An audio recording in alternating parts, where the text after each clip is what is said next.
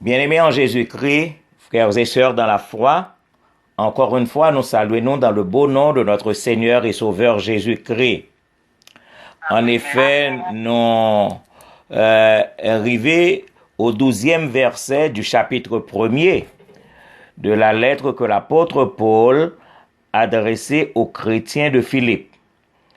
En effet, après que l'apôtre là ait fini saluer les saints à Philippe, après que t'ait fini faire part du bon souvenir que le gardait de yo, de leur convivialité, et après également que l'était intercédé auprès de Dieu en leur faveur par de ferventes prières, l'apôtre Paul arrivait dans un moment pour te assurer les chrétiens de Philippe de ça nous t'a capable de l'effet de son emprisonnement. Ça que emprisonnement que lui a subi à Rome non, qui est fait que le gagnait dans la vie en tant que serviteur de Dieu.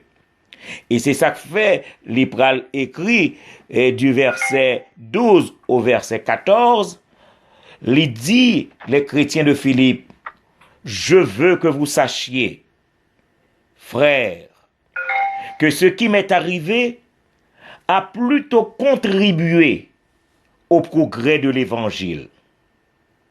En effet, dans tout le prétoire et partout ailleurs, nul n'ignore que c'est pour Christ que je suis dans les liens, et la plupart des frères dans le Seigneur, encouragés par mes liens, ont plus d'assurance pour annoncer sans crainte la parole. En effet, mes frères et mes sœurs bien-aimés, nous-mêmes qui suivent, on nous reconnaît que gagne de bagailles qui méritaient pour moun connaît. Non seulement pour moun connaît, mais pour bien examiner de telle sorte que yo ka apprécier ça rivé.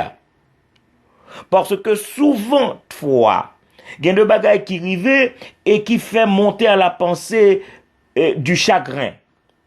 Mais il y a de bagailles les arrivent au lieu que nous gagnions chagrin dans la vie nous, mais nous devons permettre à l'esprit nous pour illuminer par le Saint-Esprit lui-même qui va permettre que nous comprenions la volonté de Dieu et le nous reconnaître que sacrifier c'est la volonté de Dieu, alors nous sommes capables de réjouir nous du résultat.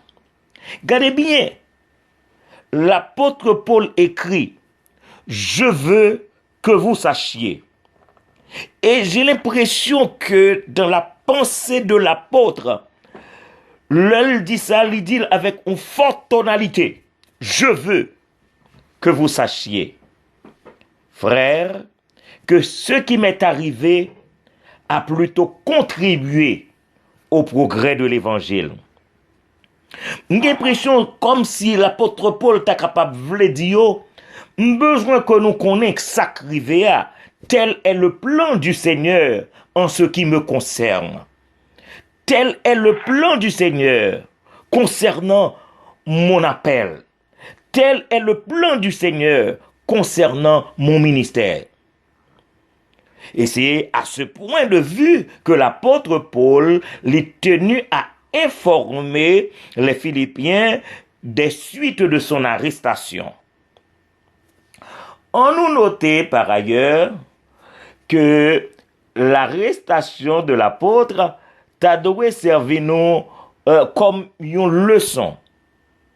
Une leçon pour nous-mêmes de manière personnelle, mais également une leçon qui permet de nous étudier la vie du serviteur de Dieu pour bien le connaître et de telle sorte que nous-mêmes nous capables d'essayer où est-ce que le bagaille arrive dans la vie nous qui position que nous prend.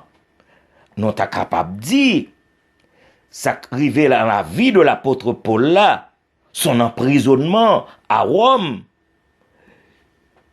C'est un test de son caractère, un test de sa conviction, non seulement un test de sa conviction, mais également un test de sa maturité. On dit trois bagailles. Un test de son caractère, un test de sa conviction et également un test de sa maturité. On nous essayé de comprendre le premier test parce que dans la situation que l'apôtre Paul t'a retrouvé, monsieur, d'un ton fort, monsieur dit, je veux que vous sachiez que ce qui m'est arrivé a plutôt contribué au progrès de l'évangile. Un test de son caractère. Loin d'être découragé de sa situation, on reconnaît que l'apôtre Paul, monsieur, fait preuve de sérénité. Il fait preuve de fermeté face à l'épreuve. Parce que l'apôtre Paul, dans ces diverses épreuves, monsieur, toujours d'un ton ferme, dans ça que l'a dit. Parce que si nous bien analyser le texte là, il parle d'un ton fort. Je veux que vous sachiez que ce qui m'est arrivé a plutôt contribué au progrès de l'évangile. Je dis bien qu'il s'agit d'un test de son caractère. Parce que quand nous référons aux paroles de l'apôtre Paul en 2 Corinthiens, le chapitre 12, le verset 10, nous prenons que monsieur toujours été ferme face aux épreuves. En 2 Corinthiens, le chapitre 12, le verset 10, l'apôtre Paul déclarait, « C'est pourquoi je me plais dans les faiblesses. » Et demandez-nous, souligner le verbe que l'apôtre Paul utilisait là. Je me plais. Se plaire dans quoi? Il le dit bien. Je me plais dans les faiblesses, dans les outrages, dans les calamités, dans les persécutions, dans les détresses. Il pral dit pour qui ça? Parce que il n'est pas normal que yon moun li joigne plaisir dans ça nous so dit là yo. Mais monsieur dit, je me plais dans les faiblesses, dans les outrages, dans les calamités, dans les persécutions, dans les détresses pour Christ. Car quand je suis faible, c'est alors que je suis fort. Alors nous dit ça, c'est un test du caractère de l'apôtre. Alors loin d'être découragé de sa situation, l'apôtre fait preuve de sérénité et de fermeté face à l'épreuve. On nous dit que, à un deuxième niveau, loin de renoncer à sa mission, parce que face à l'épreuve, il est plus facile de renoncer. On nous reconnaît que, au lieu que l'apôtre Paul renonçait à sa mission, l'apôtre Paul fait preuve de ténacité, de hardiesse et même d'insolence. On dit trois bagailles. Parce que face à la situation que le retrouvait dans la prison à Rome, loin que le renoncer à la mission à laquelle Dieu l'appelle, j'ai fait preuve de ténacité, de hardiesse et même d'insolence. Ténacité.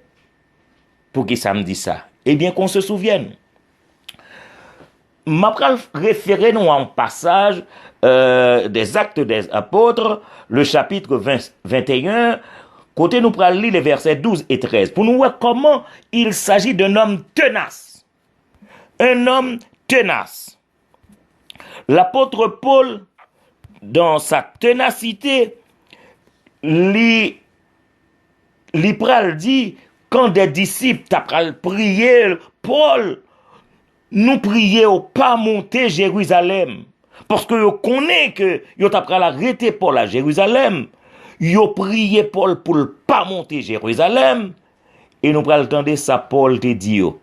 Acte 21, les versets 12 et 13. Alors, il répondit, l'apôtre Paul, il répondit, que faites-vous en pleurant et en me brisant le cœur? N'allez que nous suivre la réponse de l'apôtre Paul à ses disciples qui t'a demandé, t'a supplié le même pour ne pas monter à Jérusalem. Il dit, que faites-vous en pleurant et en me brisant le cœur? Je suis prêt non seulement à être lié, mais encore à mourir à Jérusalem pour le nom du Seigneur Jésus-Christ. Waouh! L'apôtre Paul, un homme tenace.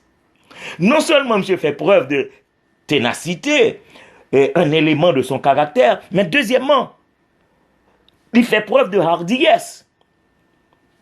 On a songé quand il devait se défendre par devant Agrippa. Et monsieur prend la parole, et le Agrippa dit, en acte 26, le verset 28, Agrippa dit, Paul, tu vas bientôt me persuader de devenir chrétien. Et puis Paul t'apprend répondre avec hardiesse. Acte 26, 29, que ce soit bientôt, ou que ce soit tard, plaise à Dieu, que non seulement toi, mais encore tous ceux qui m'écoutent aujourd'hui, vous deveniez tels que je suis, à l'exception de ces liens. Donc, nous voyons la hardiesse de cet homme face à Agrippa, le roi Agrippa, eh bien, il fait preuve de hardiesse. Et nous songeons le troisième terme que nous utilisions pour l'insolence de la part de l'apôtre Paul. Et là, m'invitez-nous pour nous aller dans Acte 28, le verset 17, pour nous voir que l'apôtre Paul, il était emprisonné à Rome, il y a un soldat qui devait le garder, et puis qui s'acrivait, l'apôtre Paul pral tenir une réunion à la face de ce soldat. Nous souhaitons que nous virions Bible nous dans Acte 28, nous avons les deux versets, le verset 17 et le verset 23. À peine que au finalité Paul, que Paul est gardé par un soldat de la garde prétorienne, la Bible nous dit au verset 17 de Acte 28, au bout de 3 jours, Paul convoqua les principaux des Juifs. Là, on a besoin de comprendre quelle insolence. Un homme en prison qui est en train de convoquer les principaux des Juifs, demander au venir rencontrer avec elle. Et au verset 23, ces Juifs-là, ils lui fixèrent un jour, et plusieurs vinrent le trouver dans son logis. Paul leur annonça le royaume de Dieu en rendant témoignage et en cherchant par la loi de Moïse et par les prophètes à les persuader de ce qui concerne Jésus. L'entretien dura depuis le matin jusqu'au soir. Besoin de voir l'insolence de l'homme en raison de son caractère en tant que chrétien, même dans les difficultés, même gardé en prison, l'apôtre Paul reste ferme et il va même jusqu'à l'insolence pour convoquer les principaux des Juifs, les recevoir et puis présenter eux, on est persuadé eux-mêmes en ce qui concerne Jésus. Alors, on reconnaît l'apôtre Paul par ce test de caractère, loin d'être découragé de sa situation, loin de renoncer à sa mission, l'apôtre Paul demeure un homme, je dis bien un homme qui fait preuve de ténacité, qui fait preuve de hardiesse et même, je dis, d'insolence. Alors, le Paul prend plume pour écrire les chrétiens de Philippe. Monsieur dit, je veux que vous sachiez. Non seulement il y a un test de caractère qui doit servir nous comme leçon en tant que chrétien également, mais moi dit c'est un test de sa conviction. L'apôtre Paul, c'est un homme convaincu de son apostolat. L'apôtre Paul, un homme convaincu de son apostolat. Et Mbral dit que la conviction de Paul portait l'apôtre pour profiter, je dis bien profiter de toutes circonstances, en tout lieu, face à toute épreuve, pour lui continuer l'œuvre que bon Dieu relève et rester attaché à son Seigneur. Mandez nous prêter attention, non, parce que je voulais répéter samedi. En raison de la conviction de Paul, monsieur voulait profiter en toutes circonstances, en tout lieu, face à toute épreuve, pour poursuivre l'œuvre à laquelle son Seigneur l'avait appelé et également rester attaché à son Seigneur. Et nous parlons que très clairement, l'apôtre t'est déclaré en Romains 8, le verset 35, qui nous séparera de l'amour de Christ. Et il prend cette référence dans ce passage. Monsieur Pral dit, sera la tribulation, 1, l'angoisse, 2, ou la persécution, 3, ou la faim, 4, ou la nudité, 5, ou le péril, 6, ou l'épée. Ça fait 7. C'est pour montrer que, en dépit de tout ça qu'arrivé, l'apôtre, il est un homme de conviction, il passe ses thèses de conviction, et il prend le bail. Cette autre référence dans les versets 38 et 39 de Romains 8 pour le montrer que rien n'est pas capable de séparer avec Christ. Et c'est ça que fait le l'a écrit à chrétien de Philippe d'un ton fort, il dit je veux que vous sachiez. Alors, on nous mentionne maintenant les 7 autres références de conviction. Je dis bien 7 autres références de conviction au versets 38 et 39 de Romains, le chapitre 8.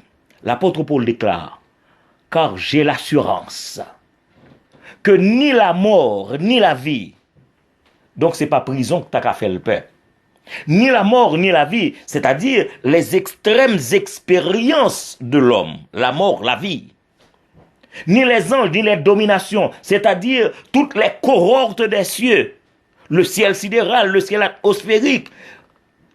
Monsieur Pral ajouter troisièmement, ni les choses présentes, ni les choses à venir, c'est-à-dire les choses visibles, les choses invisibles.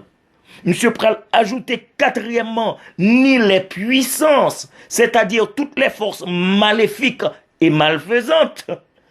Monsieur Pral ajouter cinquièmement, ni la hauteur, c'est-à-dire toute la voûte au-dessus de nos têtes. Monsieur Pral dit, ni la profondeur, c'est-à-dire jusqu'aux confins même de l'enfer. Monsieur Pral dit, septièmement, ni aucune autre créature, c'est-à-dire personne, absolument personne, ne pourra nous séparer de l'amour de Dieu manifesté en Jésus-Christ, notre Seigneur. Donc c'est pour montrer nous que l'apôtre Paul lui passait test de conviction. Et c'est ça que fait avec autorité, il a parlé. L'apôtre Paul peut dire d'un ton fort aux chrétiens de Philippe, je veux que vous sachiez. Alors, nous rendons compte que l'apôtre, c'est un homme convaincu de son apostolat. Non seulement convaincu de son apostolat, mais l'apôtre Paul, c'est un homme qui est convaincu de sa course. Convaincu de sa course. Et parole, ses propres paroles, qui pourra le rapporter par l'évangéliste Luc en acte 20, le verset 24. Là, voilà que parole Paul, Luc écrit, qui ça l'apôtre Paul te dit? Pour montrer que c'est un homme de conviction et il était convaincu de sa course en tant que chrétien. Il dit dans Acte 20, 24, « Je ne fais pour moi-même aucun cas de ma vie comme si elle m'était précieuse, pourvu que j'accomplisse ma course avec joie. Et le ministère que j'ai reçu du Seigneur Jésus d'annoncer la bonne nouvelle de la grâce de Dieu. » Alors, nous d'accord avec moi que c'est d'un ton fort que l'apôtre Paul, malgré les situations difficiles en prison, à Rome, enchaîné, eh bien, il a écrit les chrétiens de Philippe, il dit, je veux que vous sachiez, frères, que ce qui m'est arrivé a plutôt contribué au progrès de l'évangile. Non seulement on teste de caractère, non seulement on teste de conviction, mais également on nous reconnaît que c'est un test de maturité. Un test de la maturité chrétienne de Paul. Et ça t'a dû servir de leçon à chacun de nous. Donc l'apôtre Paul va le démontrer par ces temps d'épreuve que Athènes dans la ville ont un développement spirituel élevé. Monsieur Athènes, en tant que chrétien, il a un développement spirituel élevé. C'est le souhait que nous formulons pour chaque monde qui à l'écoute maintenant. Atteindre un développement spirituel élevé. Et l'apôtre Paul, t'as le dit dans Galates 2, le verset 20, si je vis, ce n'est plus moi qui vis, c'est Christ qui vit en moi. Si je vis maintenant dans la chair, je vis dans la foi. Je vis dans la foi au Fils de Dieu. Ah oui, développement spirituel élevé. L'apôtre lui démontrait par ces temps d'épreuve que il est parvenu à un développement spirituel qui t'a porté supporter les souffrances avec joie. Nous souhaitons que nous bien saisissions samedi. Son niveau spirituel est élevé à un point tel qu'il pouvait, pour sa part, supporter les souffrances avec joie et servir également d'encouragement pour les autres, pour moi-même, avec vous-même également. Alors, là, il y a un bail qui attire l'attention, on a parlé de souffrir avec joie, souffrance et joie. Comment ils sont capables de lier ensemble? Gardez bien, en nous reconnaître, oui, pour l'apôtre Paul, tel est le cas, parce que dans l'être que l'a écrit, pas un côté, pas une remarque de complainte ou de murmure dans sa lettre. Waouh! En dépit de sa situation difficile, pas une remarque de complainte ni de murmure dans sa lettre. Pas gagner un trait de lettre qui t'a révélé que l'apôtre t'a gagné une tendance de renonciation à sa foi. Pas gagner un trait de lettre qui montrait que le arrivé dans un moment et il veut renoncer. Non, pas gagner un moment que nous kawè dans lettre que l'apôtre Paul a écrit que lui fait reproche à son maître. Quelle leçon! Quelle leçon! Et c'est ça, c'est un homme de courage, un homme qui passait à la fois trois types de tests. Un test de son caractère, un test de sa conviction et troisièmement, un test de sa maturité. Donc, l'apôtre Paul, d'un ton fort, il était capable d'écrire aux chrétiens de Philippe pour le dire, je veux que vous sachiez, frère. Mais là, nous arrivons au côté pour demander lui, Paul, qui ça précisément les frères et les sœurs à Philippe devaient-ils savoir? Bon, me reprendre question. Parce que je dis, je veux que vous sachiez. Eh bien, quoi précisément les frères et les sœurs à Philippe devaient-ils savoir? Et Paul écrit ce qui m'est arrivé. Et là, nous avons trois questions qui montaient à la pensée. La première question, qu'est-ce qui est arrivé, Paul? Qu'est-ce qui est arrivé? Alors, on nous reconnaît que si nous-mêmes cap côté, ni moi-même, frère Dormé, si nous t'avons demandé, Paul, qu'est-ce qui est arrivé?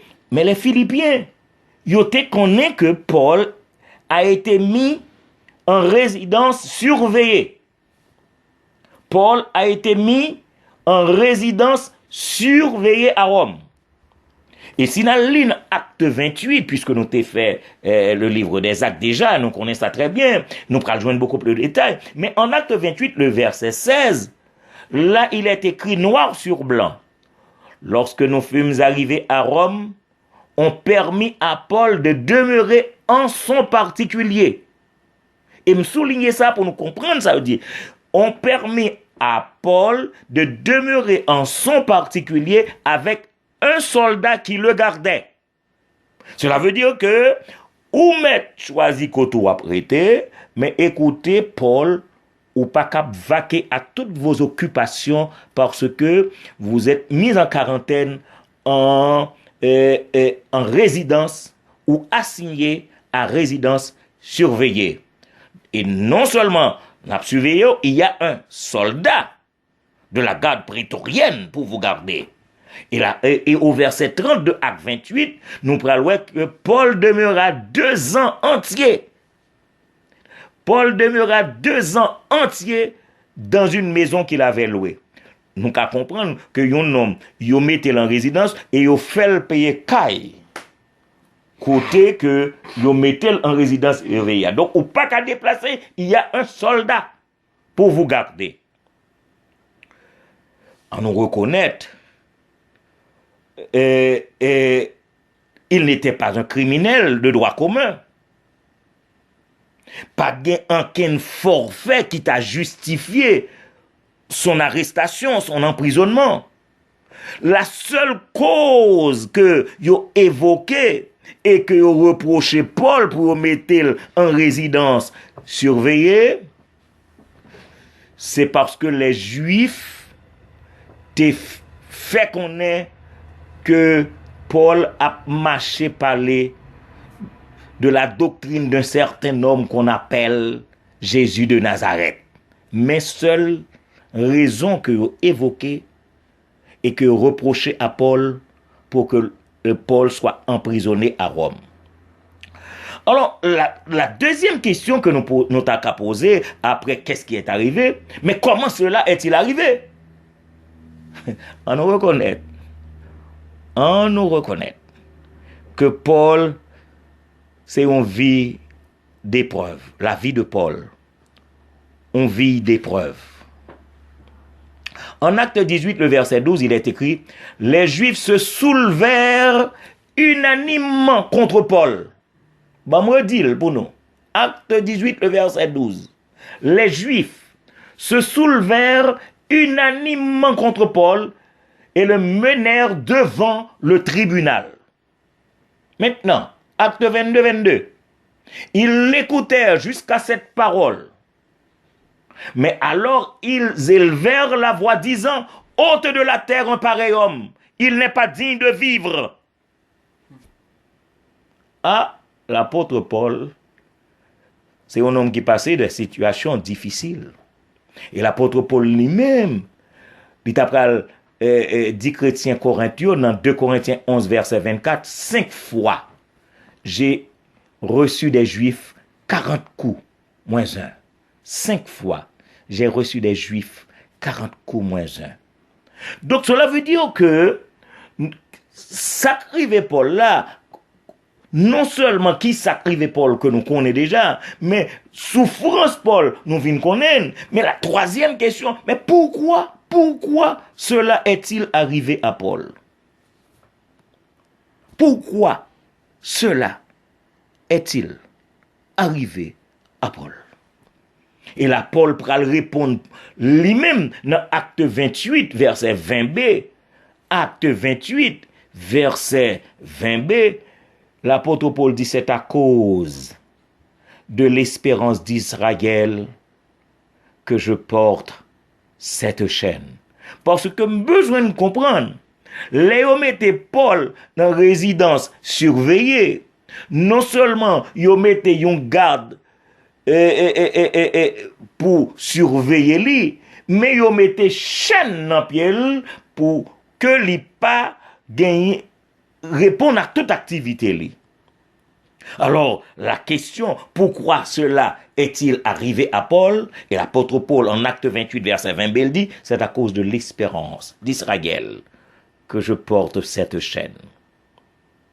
Mais la question que Kounia ou ta capable, ou même avec moi-même, continue à poser, mais pourquoi cela est-il arrivé? Un serviteur de Dieu dans les chaînes. Alors là, prêtez m'attention. Nous devons que nous comprenions que l'apôtre Paul, nous ne pouvons pas considérer comme vraiment un prisonnier des Romains, même si il portait les chaînes de la prison de Rome. Je dit ça encore.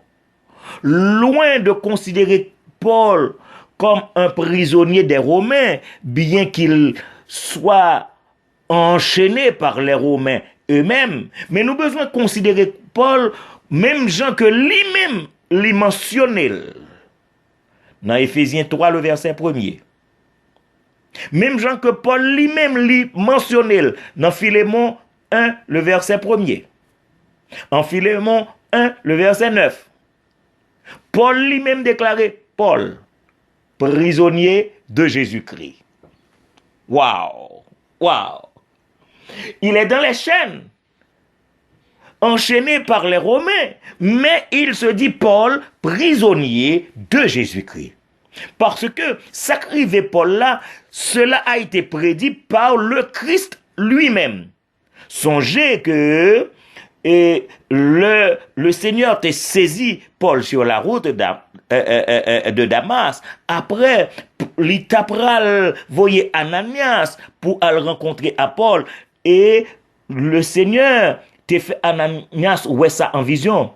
Il dit, acte 9, le verset 16, je lui montrerai tout ce qu'il doit souffrir pour mon nom. Bon, dit texte ça pour nous. Acte 9, le verset 16, je lui montrerai tout ce qu'il doit souffrir pour mon nom. Cela veut dire que Paul, vous n'êtes pas prisonnier des hommes, vous n'êtes pas dans les chaînes à cause des hommes, mais ou là, c'est parce que c'est plein dans la vie ou. Quelle leçon! Et là, mes frères et mes sœurs bien-aimés, m'attendez-nous pour nous relire avec moi ce texte de l'apôtre Paul adressé aux chrétiens de Philippe. En Philippiens, le chapitre 1er, le verset 12, là, Paul écrit, « Je veux que vous sachiez, frères, que ce qui m'est arrivé a plutôt contribué au progrès de l'évangile. » C'est comme s'il t'a dit, oh, frères philippiens, loin de vous plaindre de persécution, loin de vous plaindre d'abus, loin de vous plaindre d'emprisonnement, loin de vous plaindre des chaînes entravant mes déplacements, besoin que nous pensions autrement, besoin que nous réjouissions du progrès de l'évangile. Besoin que nous réjouissions du progrès de l'évangile. Et là, nous avons essayé de faire une analyse pour demander nous comment nous sommes capables de concilier ces deux termes, prison et progrès. Comment concilier la vie d'un serviteur de Dieu en prison et parler du progrès de l'évangile. Nous avons que nous considérer le progrès de l'évangile de plusieurs manières. Première façon que nous sommes capables de considérer ça, et vous allez me pardonner ce terme que je vais utiliser pour l'apôtre Paul, parce que l'apôtre Paul, c'est un homme bavard quant à la proclamation de l'évangile. Quand monsieur joigne pour parler de l'évangile, Haïtien t'a dit, c'est de l'eau pour vider sous tête. L'apôtre Paul n'est pas un homme à se taire. Personne n'a pas qu'à fermer bouche Paul. Alors, Paul pral profiter de son emprisonnement pour que les soldats de la garde prétorienne que yo a placé une après l'autre pour surveiller Paul, monsieur pral assurer que chaque soldat que yo déplacé, que yo vient mettre une l'autre pour surveiller, que chaque soldat ça yo tendait parler de Jésus. Progrès de l'évangile. Donc le grand sujet de toutes les conversations de Paul, c'était Jésus. Et Paul s'en réjouit. Alors, nous qu'à comprendre que du fait que une tendait, deux tendaient, trois tendaient, quatre tendaient, l'apôtre Paul parle de progrès de l'évangile. Deuxième niveau de progrès de l'évangile, nous prenons nous compte que l'apôtre Paul était pour le comparaître devant l'empereur. Notez-le bien, je vous demande. Notez-le bien. Paul comparaît devant l'empereur et le nom de Jésus-Christ a été prononcé devant la plus haute instance judiciaire de l'Empire.